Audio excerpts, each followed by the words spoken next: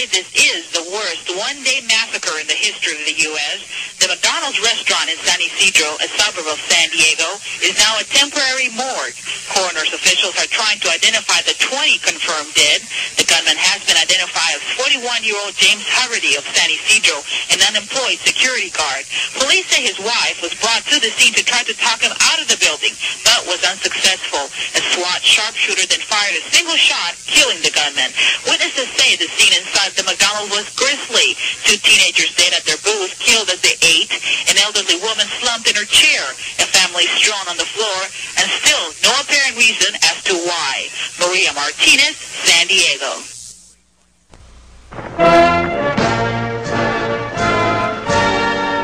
We're number 1 in violence. It seems ready to break out at any moment in any place in America.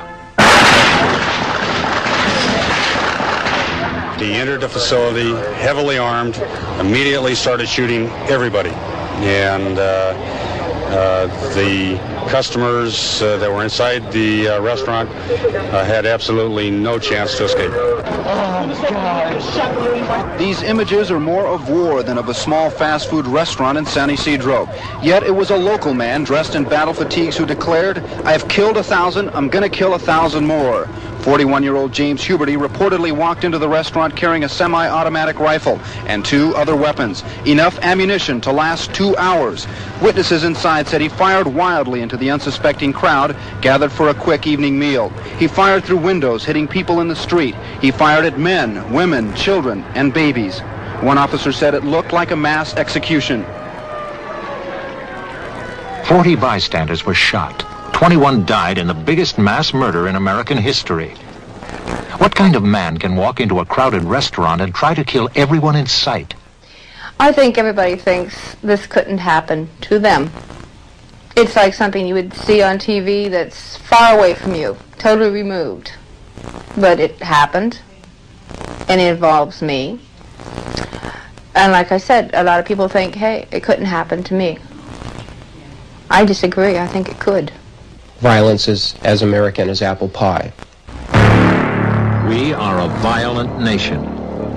Each year, there are 1.25 million acts of violence.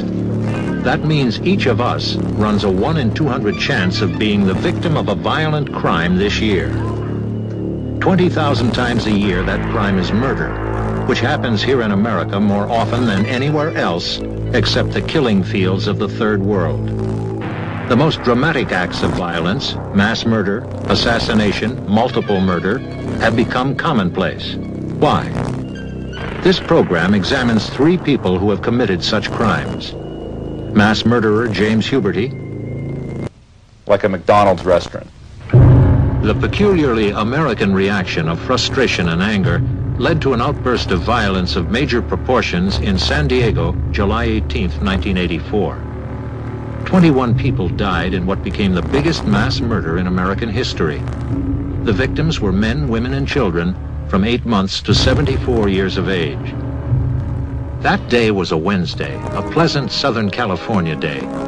At 4 o'clock, McDonald's was crowded with 50 people taking an afternoon break when an armed man walked in and began shooting.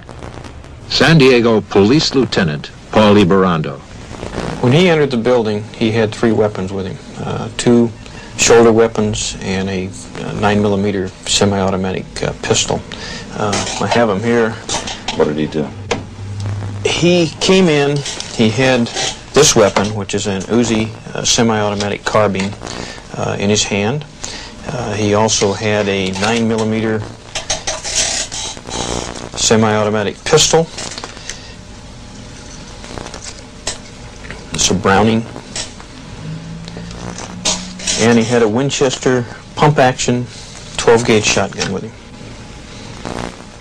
When he came in, after ordering the people to get down on the floor, he started firing the weapons. We've determined that the Uzi was his primary weapon. He did most of the firing with that. After a while, he started playing the radio, and he was just shooting around at anything. Me and 3 girls and 2 other friends of mine were back there.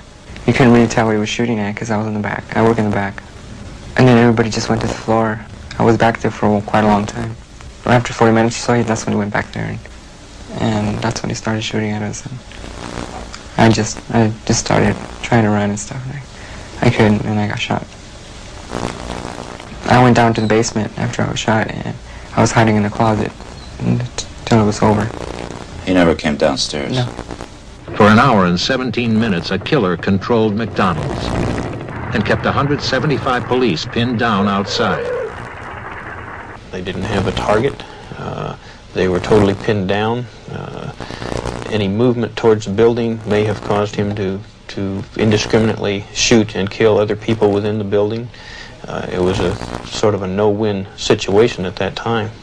At last, at 5:17 p.m., the police SWAT team got its chance. One officer drew fire at this window. Another on the post office roof fired one shot from his sniper rifle, and the killer went down, shot through the heart. Officer Miguel Rosario went in with the SWAT team.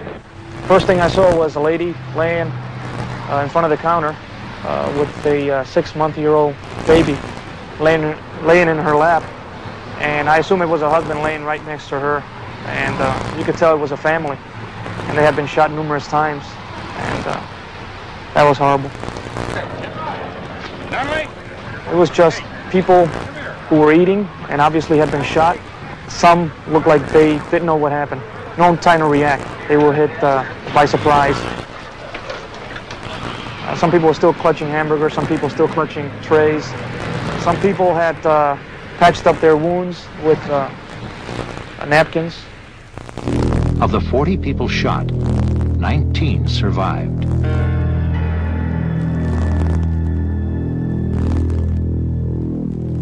One was high school student Albert Leos.